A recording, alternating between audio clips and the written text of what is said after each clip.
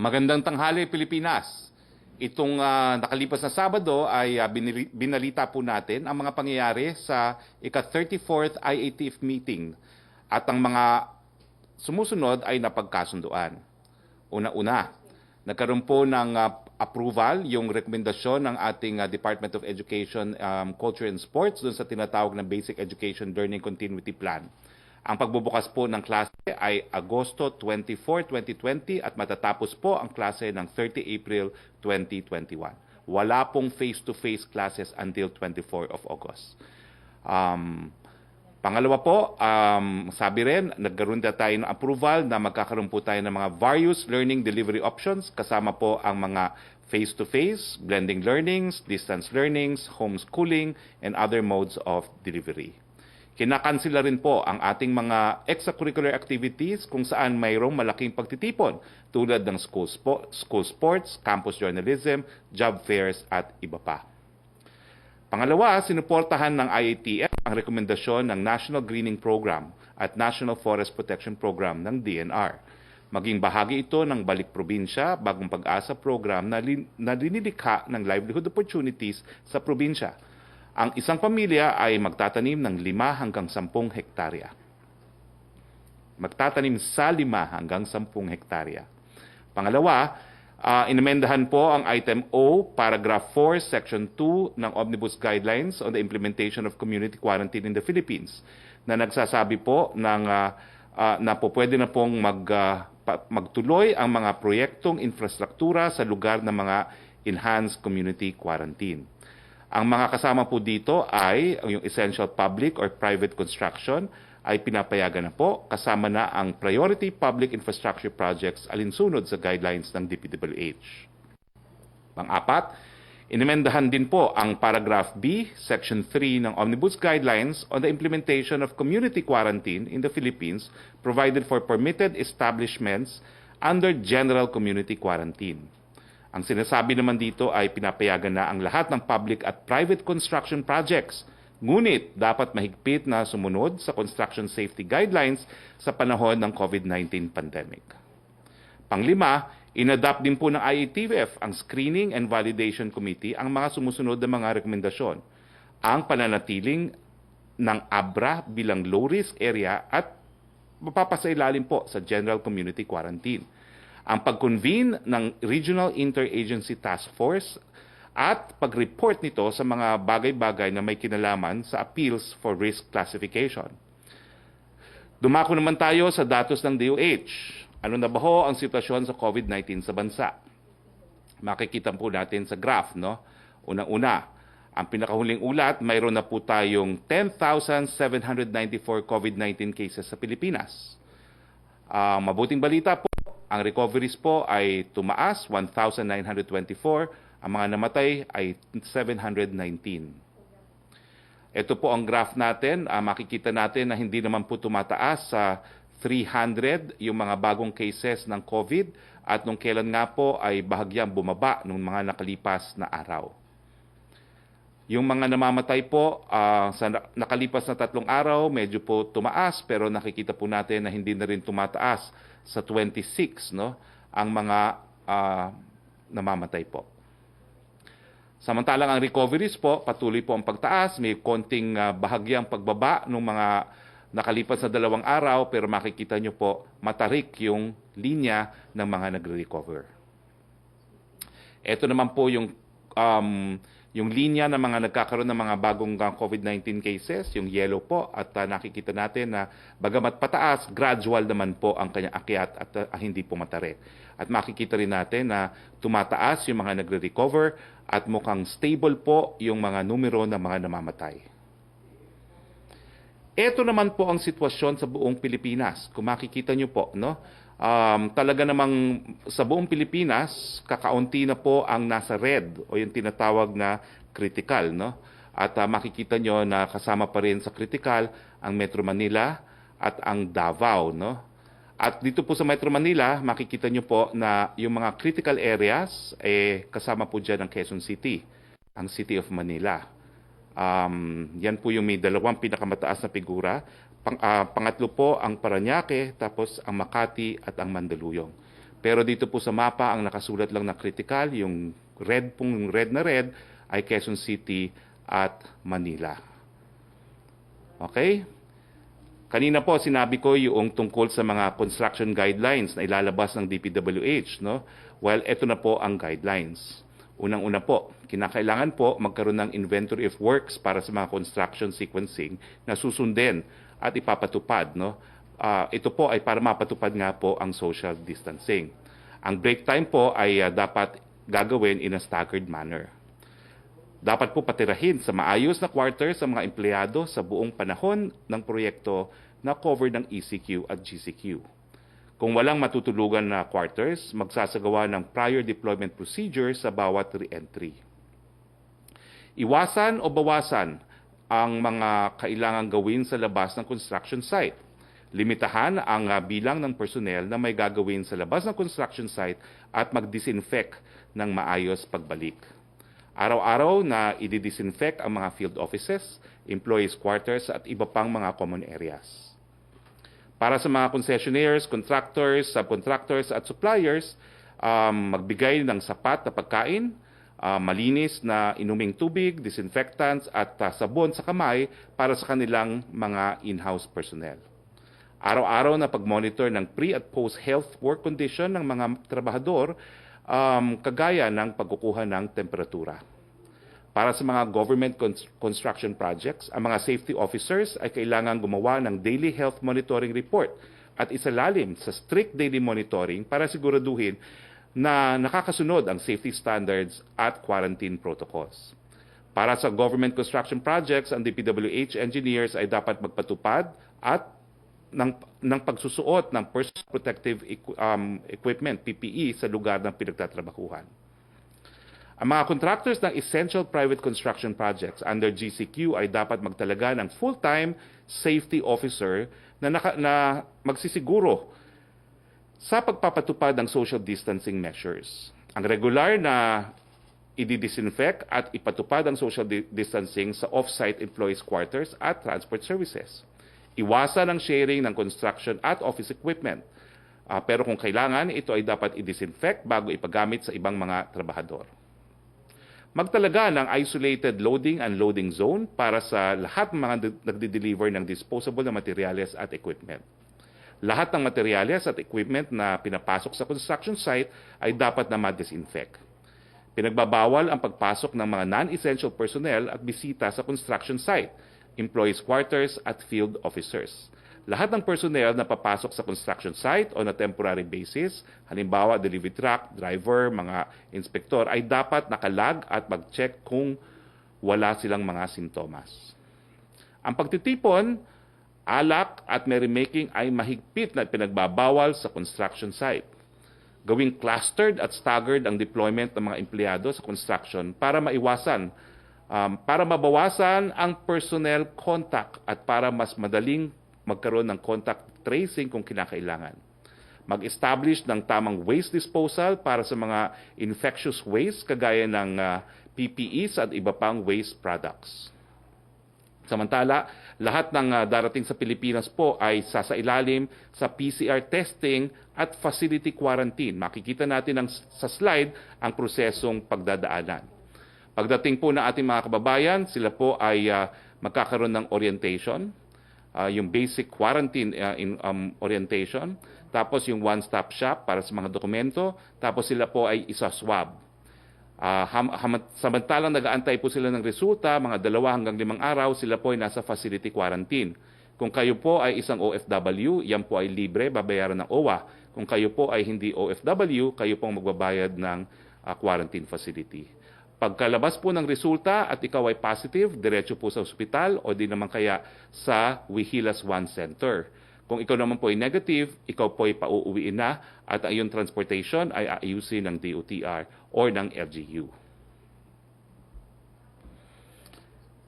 Sa ibang mga bagay naman po ay nagpapasalamat po tayo, no? Dahil sa isang survey po ng prestihiyosong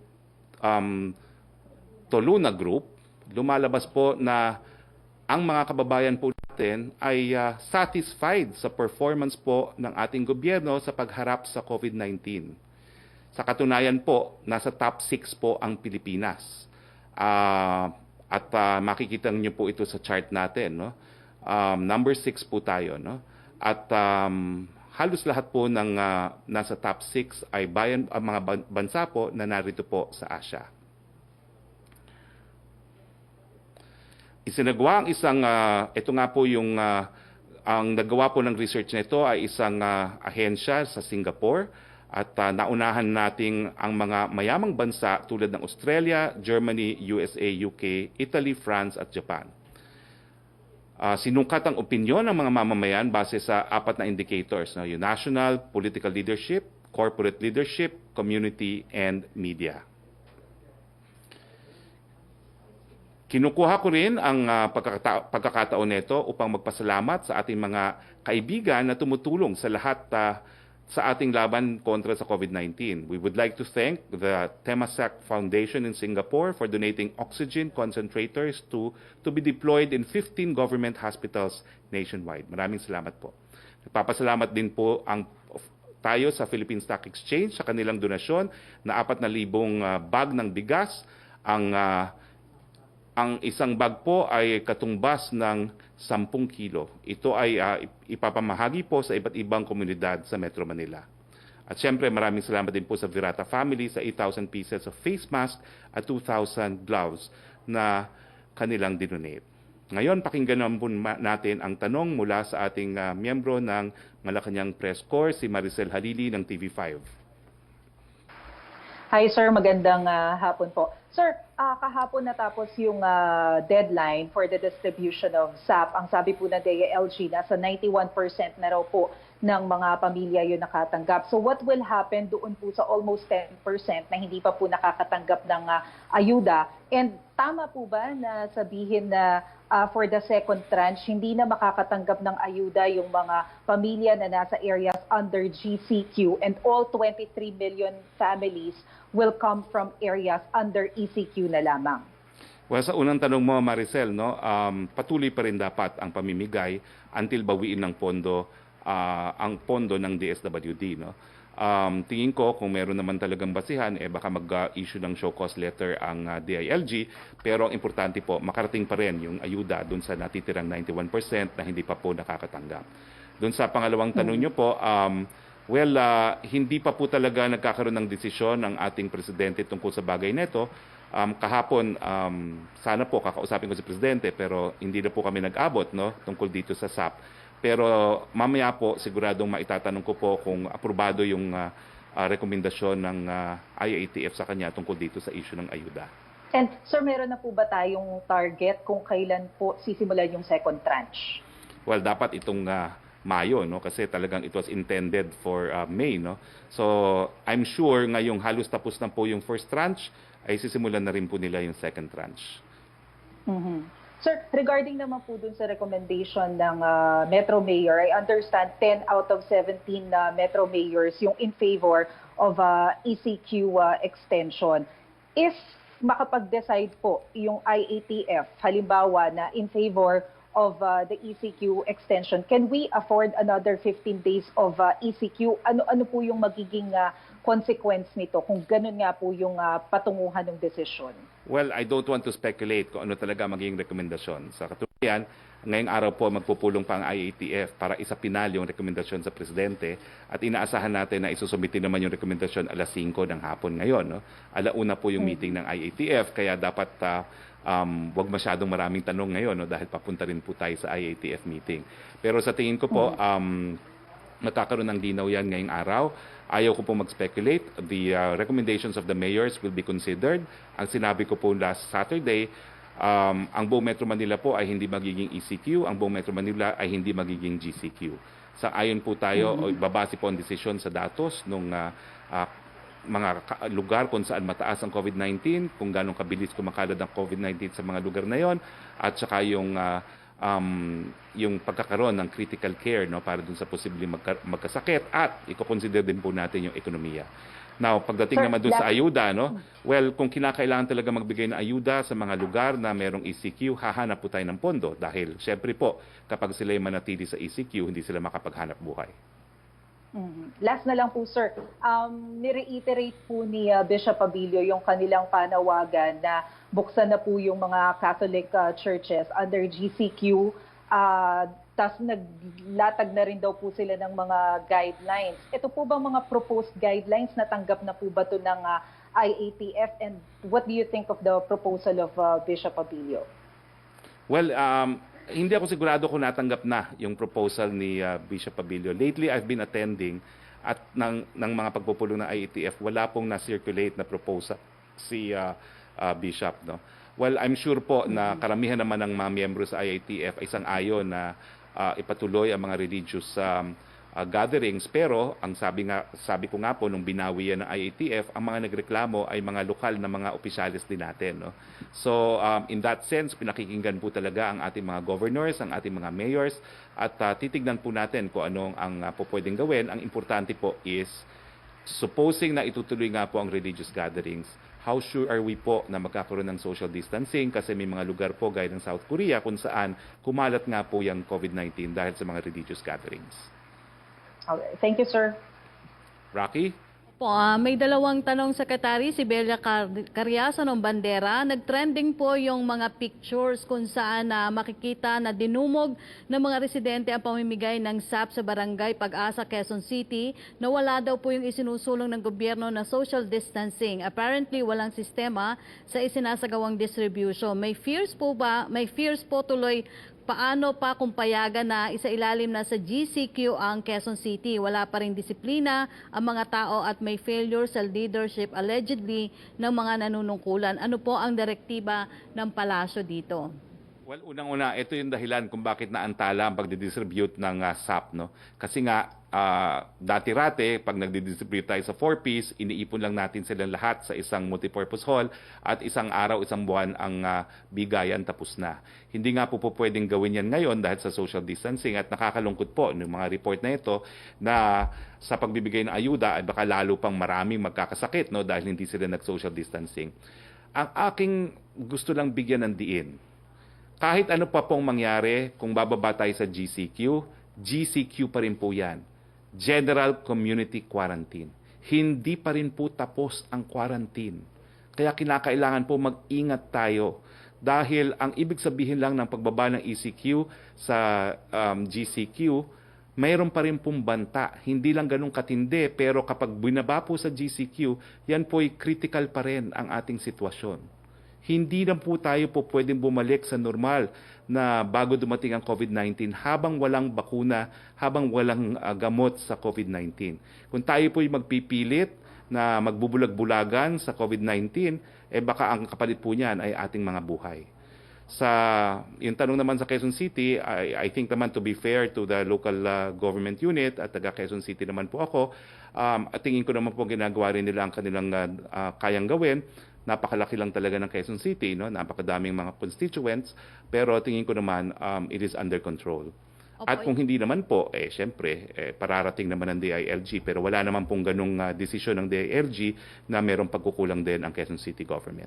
Ang second question niya, Secretary, marami daw pong report ng anomalya sa pamigay ng SAP sa Quezon City kung saan humihingi umano ang mga barangay officials ng membership, donation at kung ano nung term na ibinibigay para lang daw po makakuha ng cut sa SAP. Apparently, hindi man lang natakot ang mga officials sa warning ni Pangulong Duterte. Ano po ang magiging hakbang ng pamahalaan since may second tranche na po ng SAP na ipamimigay na pwedeng pagkakitaan ng mga tiwaling officials? At tanong po ni Belia Carriazo. Well, nagkaroon na po ng pag-utos sa CIDG. Sila na po ang tinalaga para tumanggap ng mga reklamo gaya dito. So pumunta po kayo sa CIDG at huhulihin po natin yung mga opisyalis na yan. Kung mayroon pang espasyo doon sa mga ginawa nating mga sentro para sa may sakit at hindi sapat ang kulungan, doon natin sila ikukulong. Kinakailangan ikulong sila ng maturuan ng leksyon na wag pong kanain ang ayuda na nakalaan para sa pinakamahihirap sa ating lupunan. Yes, si Joyce, DZMM? Yes, good afternoon. Yes, Yes, good Joyce. afternoon, Secretary. Yung sa submission po ng IETF ng recommendation kay Pangulong Duterte later, it will be in a meeting po, no? So present ang IETF and meron po bang ibang tatawagin pa si Pangulong Duterte, like for example, health experts sa meeting? Hindi na po, no? Dahil narinig na po ni Presidente yung mga expert opinion ng mga dalubhasa. So mamaya po magpipresenta lang ang IATF ng kanilang dokumentasyon. And we will be expecting the President to give a speech later tonight po, Secretary? Well, I think that has been the practice, no? After the meeting, he will deliver a message to the people, pero hindi ko lang po masigurado when it will actually be aired. Kasi Okay. depende po yan Sir, kung anong oras matapos ang pagpupulong. Sir, follow up doon sa question ni Mase dun sa appeal ni Bishop Pabilio. So sabi niyo hindi pa po natatanggap ng IETF, but is the IETF still open dun sa appeal na payagan na po ang misa given na meron naman silang detailed guidelines on how to control the flow of people na pupunta po sa mga misa? Alam mo, binawi nga ng IATF yung rekomendasyon na i-allow na ang religious meetings sa GCQ areas, no? So they need not be convinced. Ang tumutol po talaga mga local officials. Kasi ang sabi nila, there is no way we can implement social distancing sa ating mga simbahan at saka sa ating mga other places of worship kasi hindi naman sila po pwede pumasok doon habang sumasamba. So, kinakailangan po talaga magkaroon ng close coordination between the different churches and their local government units.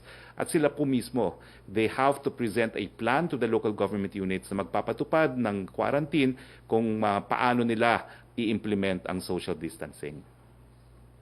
Okay. Sir, ang init po ng panahon ngayon, no, and nakakaawa po may mga ibang places po this past few days na nakaranas po ng brownout. Meron po bang panawagan ng palas or directives para maiwasan po yung mga ganito? Especially marami tayong kapabayan na nasa mga bahay dahil po sa ECQ. Well, ako po mismo, 2 beses na tumawag sa opisyalis ng Meralco dahil meron mga nagrereklamo na nawalan sila ng kuryente, no? At tinugunan naman po ating panawagan, no? So, tingin ko po, it's a matter of getting in touch with Meralco dito sa Metro Manila and they will attend to your complaints po. Kung hindi po, tawagan niyo ako at akong tatawag sa Meralco. Okay po. Secretary, sabi po ni BSP Governor Benjamin Jocno that the Philippines would need the supplemental budget very badly for the economy under this pandemic. Question po, na-finalize na po ba if we will be asking the Congress for a supplemental budget and how much? Wala pa po, no? Hihingin sa kanila. Wala pa po, but this week I expect Secretary Wendell Avisado to come up with the figures, no, kung magkano yung po pwedeng ma-realign sa executive branch pursuant to the Bayanihan We Heal as One Act, no. Pagkatapos po noon, kung alam na natin kung magkano pa yung po pwede nating i-realign, then tsaka natin ma-estimate kung ano pa yung mga pangangailangan natin at kung magkano hihingi ng supplemental budget. Pero sa ngayon po, hindi pa po napag-uusapan ng supplemental budget ng Economic Development Cluster at tsaka ng Development Budget Coordination Committee. Sir, last na lang po from me. Sabi po ni NCRPO Chief Police Major General De Bolsinas na dahil nga po sa init ng panahon, kumbaga walang saysay na yung paggamit ng thermal scanners sa checkpoints kasi halos lahat ng readings nila mainit. Ano po ang balak ng IETF dito? Meron po ba tayong alternative sa paggamit ng thermal scanners? Dahil syempre importante pa rin po ito to detect yung possible cases ng COVID. Well, pag-uusapan po yan sa IATF pero tingin ko ang i-discontinue if at all ay yung thermal scanner sa lugar na maiinit. Siguro pagpasok ng building, hindi naman masyadong mainit kapag may mga buildings, pwede pa rin po ipatupad yan. Pero pag-uusapan po yan sa IATF. Salamat, Secretary. Yusek Roque? Okay, Secretary, yung tanong ni Chris Jose, nasagot niyo na po yung apela sa kay Bishop Pabilio. Yung tanong na lang po ni Francis ng Daily Tribune kung yung daw po sa first tranche ng SAP distribution nag-end na po kahapon. What will happen sa mga LGU daw po na hindi nakapag-comply sa deadline? They will be administratively or criminally charged? At wala daw po bang sasantuhin? At paano naman daw po yung hindi nabigyan sa first tranche na qualified pero inabutan po ng deadline kung sila daw po ay mabibigyan ng ayuda ng 5,000 to 8,000 sa susunod pong itong second tranche? Well, yung pangalawang tanong, siguro pagkatapos ng pagpupulong kay Presidente mamayang hapon, mabibigyan ko na ng kasagutan bukas. No? Ano yung mga mangyayari doon sa hindi pa nabibigyan? Kasi hanggang ngayon po, yung proposal na magbigay ng ayuda sa 5 million additional families ay hindi pa rin po na-aproban ng ating Presidente. Kung ma-aproban po yon, sigurado ako maraming hindi nakakuha na makakakuha for the first tranche.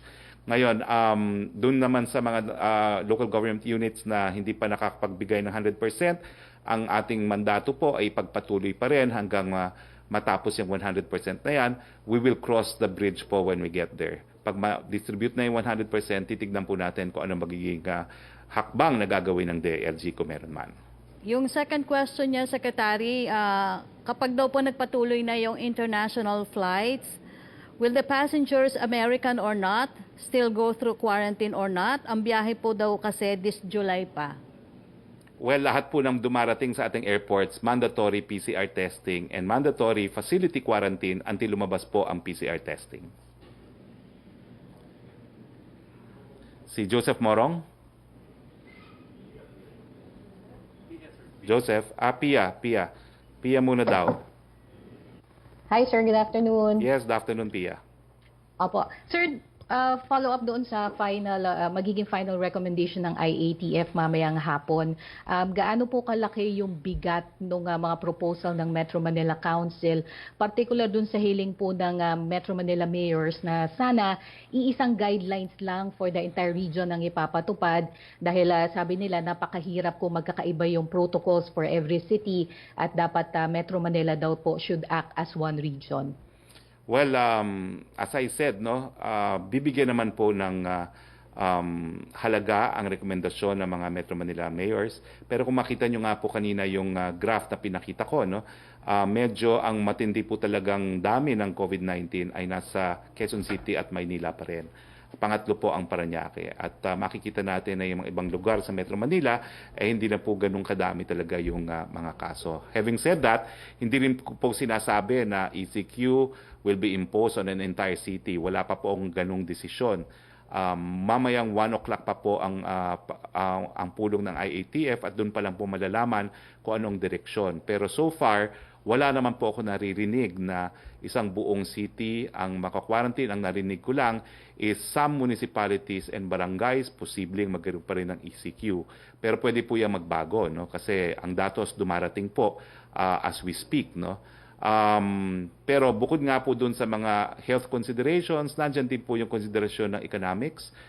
Yung tanong na magkano ibibigay na ayuda sa mga lugar ng ECQ, isa rin po yan na dapat bigyan natin ng kasagutan.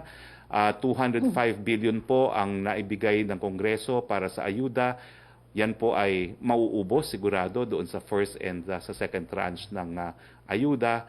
Kung kinakailangan po ng third tranche, kinakailangan hanapan po natin yan ng pagkukunan. Alright, sir. Sir, on another topic, you said on May 1 that DOLE will continue with the TUPAD and camp programs. Can we get an update on this, sir? I'll give you an update tomorrow, kasi it's a matter of funding. But as a program, it's always existed and they will continue, pero ang alam ko po ay nag-alat ng additional funding, Yun po yung ating kabahagi nung package na ibinigay sa ating mga manggagawa. But I cannot give you an update tomorrow.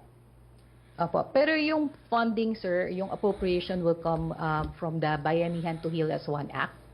Tignan po natin, kasi as I said, April 30 was crucial because that was a deadline for all line agencies to submit kung ano yung mga appropriation items that can be realigned for COVID-19. At ang alam ko this week, they will consolidate these figures and come up with how much they can realign, and the decision will have to be made saan i-realign yung mga pondong yan. Last na lang, sir. Based kasi sa datos ng DOLE, may almost 1 million na nag-apply na hindi pa nakakakuha ng tulong under these programs. Magiging priority po ba sila, or will this aid like SAP be prioritized to ECQ areas pa? Matitira sa ECQ? Well, already po, sinasabihan ko yung mga hindi nakakuha sa mga programa ng DOLE, mag-apply po kayo dun sa subsidized salary program para sa mga small and medium enterprises. Kasi 51 billion din po yun. So kung hindi nakakuha sa DOLE, kumuha po kayo doon sa SMEs Fund. Alright. Thank you, sir. Si Roque, you said? Okay, Secretary, question from Julie. ng Daily Inquirer. Comment daw ng Palace regarding sa comment po ni Senator Gatchalian. Sabi daw po niya, the government has been very slow in conducting mass testing for COVID-19 and has failed to capacitate the LGUs in NCR to contain the virus spread. He says the government also failed to maximize the Bayanihan Law and also echoed concerns of Metro Manila mayors about lifting the lockdown in the capital. Well, unang-una po, no, hindi ko madidispute na medyo hindi natin nakamit yung goal na by April 30, meron ng 8,000 na daily testing ang DOH, na delay po tayo, no?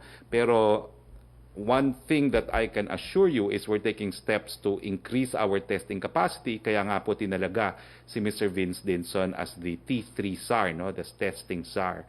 At dahil po dito, dumami na po yung ating mga facilities to conduct testing, no? And right now we have, if I'm not mistaken, 28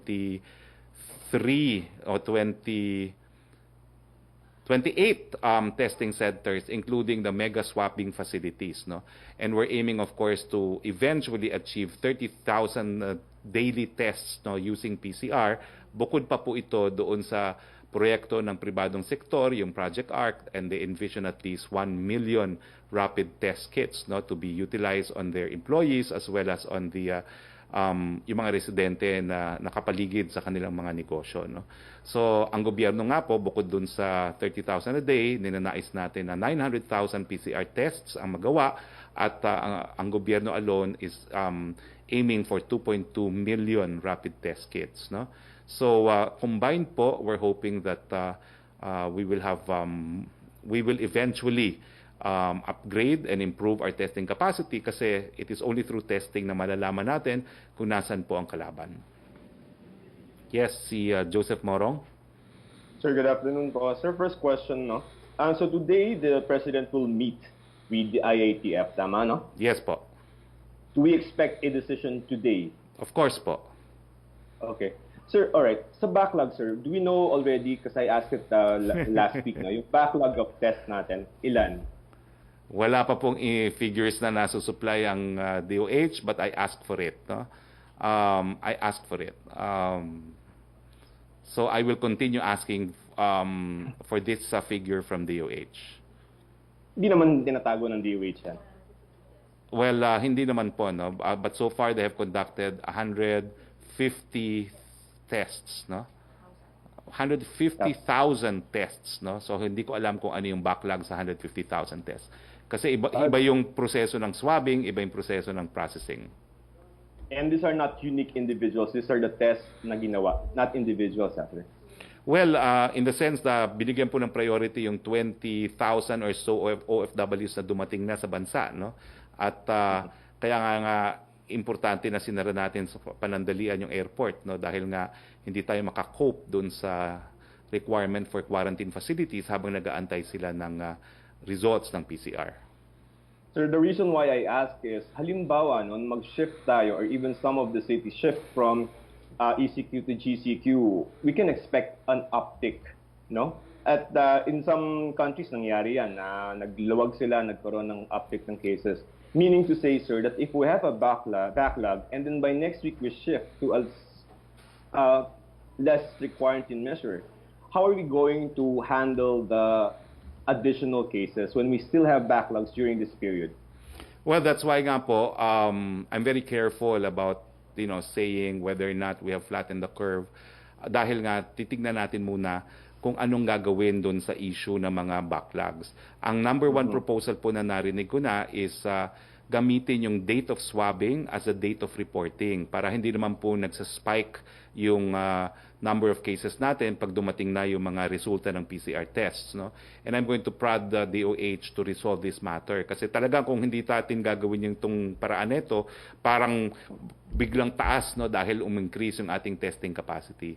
Another alternative is ang tinitignan nila is yung tinatawag na positivity, no, of the percentage of the total number tested, ano yung percentage na nagiging positive. At ngayon po, bumababa naman po yung percentage. Dati-rate, 10%. Ngayon, if I'm not mistaken, mga nasa 4%, no, which indicates na 7%, I stand corrected, no? Which indicates na kahit paano bumababa yung mga nagkakaroon talaga ng COVID cases, even if we have a backlog. No? And another proposal is to actually use yung case doubling rate, no, as a basis for concluding na na-flatten na yung curve. No? Dati kasi 2 to 3 days dumodoble yung kaso ng COVID-19. Ngayon po sa Metro Manila, 5 days. And outside of Metro Manila, it's 7 days. So ito po yung mga iba-ibang pamamaraan para matrack natin if we are really able to flatten the curve. Pero sa presentation ko po ngayon, hindi na nga ako nag-komento if we're flattening the curve kasi gusto ko munang ibigay sa akin ng DOH yung datos sa backlog. And we agreed last Saturday that DOH will come up with this figure this week. Alright, sir, addressing fears ng public, no? Na pag sinabi nila na, halimbawa, nasa ECQ tayo and then we shift to GCQ na medyo mas maluwag ng konti but there's still quarantine measures, baka dumami yung cases. Well, alam niyo po, nasa kamay natin yan eh. Kasi ECQ, GCQ, yung CQ nandun pa rin. We are still under community quarantine. Life will not be back to normal hanggang wala pong bakuna, habang wala pong sakit. Sa mga darating na araw, papakita ko sa inyo kung ilan lang ang hospital natin, yung mga kama ng hospital, yung critical care beds, at yung capacity ng Will as one. At makikita nyo na kapag hindi tayo nag-social distancing, hindi tayo nag-good hygiene, talagang mauubos po yung ating capacity. So, whether be it ECQ, GCQ, may CQ pa rin po yan, we are still under community quarantine. Nasa kamay po natin kung anong mangyayari kung tataas o bababa ang kaso ng COVID-19. Sir, can we handle an additional number of cases when we shift to GCQ? Well, the decision whether or not we will shift from ECQ to GCQ is precisely the issue of can we provide critical care to those who might get sick. At ngayon naman po, nakikita natin na we have capacity to take in more critical care patients. Kaya nga po, merong mga areas that will be declared under GCQ instead of ECQ. But we have to be very careful. Ulitin ko po, meron pa rin community quarantine, whether be it enhanced or general. Sir, would you confirm that there are at least 3 suggestions from the MMC, no? Yung ECQ extend, GCQ na transition, and then yung modified GCQ? Alam mo na, naguguluhan ako because I read the papers, no? And of course, some say that these are the 3 proposals. And then I read another report na it's not true daw, no? That there was no voting and that the MMDA will look into this and who looked into it, no? Pero ang sa akin naman po, we will listen to the suggestions of the mayors. After all, they are the primary implementers in their localized areas of the community quarantine. Pero trust naman po the IATF. We have experts, we have epidemiologists, we have statisticians, we're working with academicians. This will be a reasoned decision, a scientific decision, and it is not based on politics or any other consideration. Kung kinakailangan po mas maraming pondo to finance areas under ECQ, we will find the funds. But it will be based on science. Roque? Okay. Hi, sir. Secretary, yung pong tanong ni Arian, sinagot nyo na about supplemental budget, and yung tanong ni Angel Ranquillo, nasagot nyo na rin about Metro Mayors. Tanong na lang po ni Vance Fernandez, may nagreklamo daw po na SSS pensioners, allegedly, hindi daw po sinunod yung direktiba ng Pangulo sa Bayanihan Act na magbigay ng moratorium dun sa private and public loans. According daw doon sa netizen, binawasan daw po yung kanyang pension loan nitong March and April. Ano daw po ang masasabi nyo doon, Secretary? Well, we will call the attention po of SSS kasi matter of law po ito. Walang exception doon sa grace period na binigay po ng batas. So we will call the attention of the SSS. Opo. Ang second question niya, ano daw po ang reaction ng Palas nung po sa pahayag ni Congressman Lito Atienza na pointing the blame daw po on House Speaker Cayetano for the delay of the renewal of the ABS-CBN franchise. Well, kaibigan po ng matalik tong si Manong Lito, pero we leave that matter being an internal matter within Congress to them to resolve. No? Bahala na po ang Kongreso dyan dahil sila naman ang makakadesisyon dyan. Si Trish Tejada ng CNN Philippines. Sir, good afternoon po. Sir, I understand at this wala pa pong decision if there is under ECQ right now, will shift to GCQ. But it looks like the direction is there will be some easing, whether it's ECQ or GCQ. So kagaya po nung nabanggit kanina, no, yung problema po is yung disiplina. How does the IATF plan to address itong problema to? Kasi kahapon, sir, nakita nga po natin na wala pang ECQ pa nga, nagka-crowd na ulit yung mga tao just because there's a special occasion. And we'll be seeing more participation, for example, from the police and military in terms of implementing, sir, yung mga sistemang nilalagay natin ngayon. Well, talaga pong mas mahirap pag-implement kasi makakalabas ng bahay, magkakaroon ng transportasyon. Ang lesson learned natin, kung talagang gusto pala natin panatiliin sa kanya-kanya mga tahanan, tanggalin ng public transport at talagang mas marami talagang hindi na makakaalis sa kanilang mga bahay. No? So we acknowledge this will be a tougher situation under GCQ, pero ginagawa po natin to dahil kinakailangan naman magkaroon ng hanap buhay. Ultimately po, hihingi namin ang kooperasyon ng lahat. Uulit-ulitin ko po at the point of being redundant, habang walang bakuna, habang walang gamot, kinakailangan social distancing. At saka kung po pwede pa rin, kung hindi kinakailangan lumabas ng bahay, wag na munang lumabas ng bahay. Kaya nga po yung mga guidelines natin for malls, for instance, hindi po pwedeng mag-malling. Kaya 26 degrees po ang temperatura dyan nang wala pong tumatambay. No? Pero kapag wala po talagang disiplina, well, we can only embark on a dissemination campaign on the value of social distancing. Pero kung wala po talagang kooperasyon, nako, marami pong magkakasakit sa atin. So sa mga darating na panahon, pagpaumanhin nyo po, pero mananakot ako. Ilalabas ko po talaga kung ilan lang ang kapasidad natin at ilalabas ko yung mga models na magpapakita na kapag hindi nag-social distancing, kung ilan ang makakasakit sa atin. Magalit na po kayo, pero ilalabas ko po ang katotohanan. Kaya kinakailangan, disiplinahin natin ating mga sarili. Kumbaga, sir, is the IATF considering na maglagay ng mga, not necessarily police or military, but at least patrol people na parang to at some point binibaby yung mga tao just to make sure na na-enforce yung social distancing, especially in areas of convergence like public transportation po? Well, siyempre po, nandiyan pa rin yung ating enforcement, no, law enforcement. No? Unang-una, sila ang magpapatupad ng social distancing sa lahat po, sa transportation, sa pila, sa mga malls. No? At sila rin po yung mag-check ng IDs para masigurado na yung mga kabataan at saka yung mga seniors na wala naman trabaho at hindi naman na kinakailangan lumabas ay dapat manatili sa kanilang mga tahanan. Pagpasensyahan po natin dahil ang mga pulis pa rin na magpapatupad dyan. Alam ko po na minsan feeling nyo agrabyado kayo kapag sinisita kayo ng mga pulis, pero kung hindi po naman na gagawin to, talagang marami pa rin po talagang magiging pasaway. So paumanhin po, but we will try to take steps po to protect the lives of more people despite the fact po na talagang merong ilang mga pasaway sa atin. Sir, lastly, doon po sa Balik Probinsya program, once it's implemented, how is the government going to make sure na lahat po ng mga makakabalik ay may aasahang trabaho po doon sa kanilang probinsya? In fact, yung mga lugar po na pinapilot natin, isa po sa konsiderasyon yan. Dapat merong mga hanap buhay na nag-aantay doon sa mga magbabalik probinsya. May isa pong nag-a-apply, yung District 5 ng Pangasinan. No? Nag-a-apply po sila maging pilot kasi meron silang bagong economic zone doon. No? At ito po yung pinarating sa akin ni Congressman Gico na pinagbigay alam ko naman kay GM Escalada na siyang tumatayong Executive Director po ng Balik Probinsya Program. So ganyan po yung dynamics niyan.